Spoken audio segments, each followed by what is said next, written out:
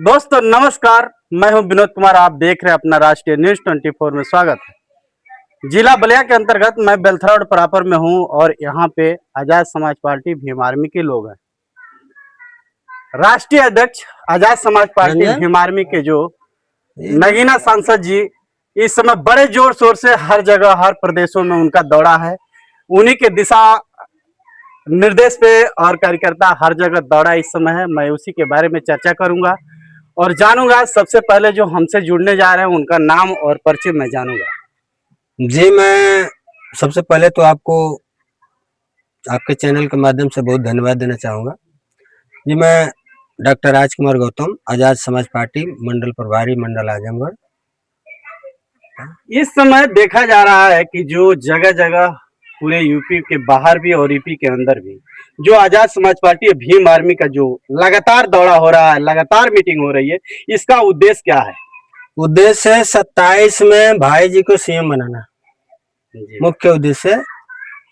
हमारे कार्यकर्ता एकदम जी जान से अपना मेहनत कर रहा है। हम लोग एड़ी से चोटी लगा देंगे 27 को फतह करने के लिए।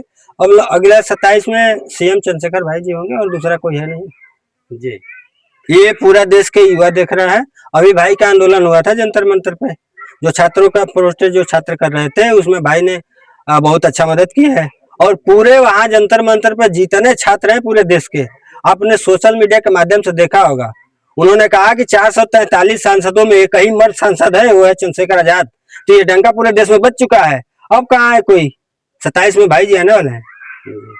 अभी एक सोशल मीडिया पे जो तालका मचाया हुआ है कि देश के बाहर भी विदेश में जो भाई चंद्रशेखर जी का एक पोस्टर लगाया गया है, वो बहुत ट्रेंडिंग के साथ अपने भारत में वो चल रहा है। इसका क्या उद्देश्य है कि जो बाहर के लोग भी इसकी ताकत को समझते हैं? देखिए, बाहर के लोग भाड़े के नहीं है, ठीक है ना। वो लोग देखते हैं कि पूरे भारत में इस समय की राजनीति में बहुजनों की आवाज कौन है।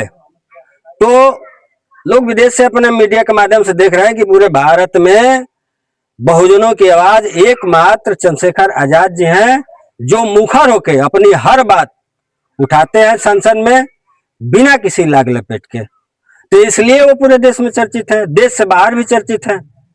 बाबा साहब को ले लीजिए, माननीय कांशीराम साहब को ले लीजिए, या बहुजन महापुरुष के किसी को भी ले लीजिए, वो मुखर होकर अपनी आवाज करते हैं। और हमारे कार्यकर्ता अपने पार्टी के लोगों को भी संदेश देते हैं कि बहुजन महापुरुषों को सम्मान करना है, बाबा साहब को मिशन कारवां को आगे बढ़ाना है, कांशीराम साहब के मिशन कारवां को आगे बढ़ाना है।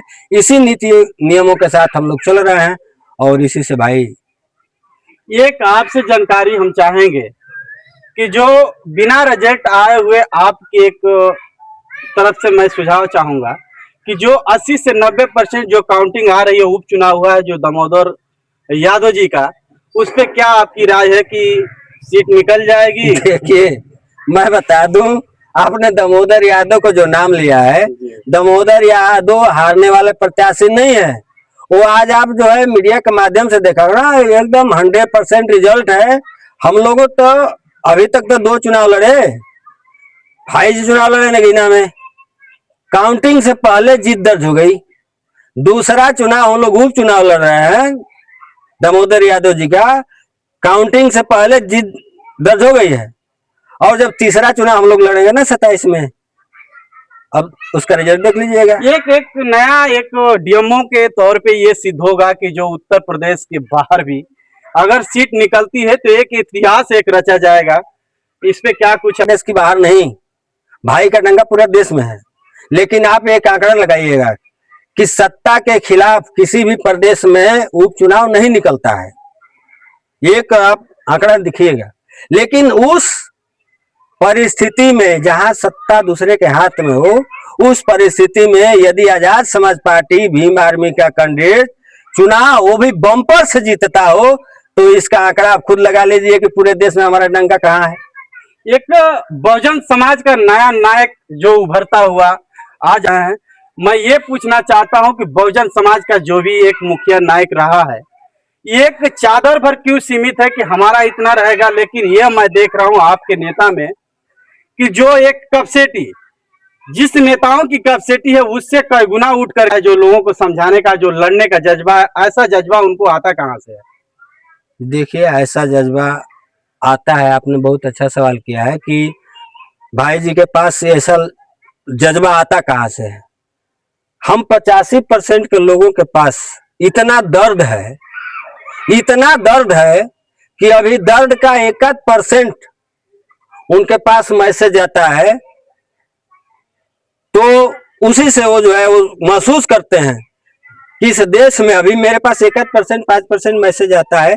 इससे बताइए हमारे 85% के लोगों के पास, दलितों के पास, पिछड़ों के पास कितना जातीय अन्याय होता है, वो असहनीय है। इसलिए भाई जो है चैन से 4 घंटा सो भी नहीं पाते हैं और 85% के दर्द को लेकर के वो दिन रात चलते रहते हैं।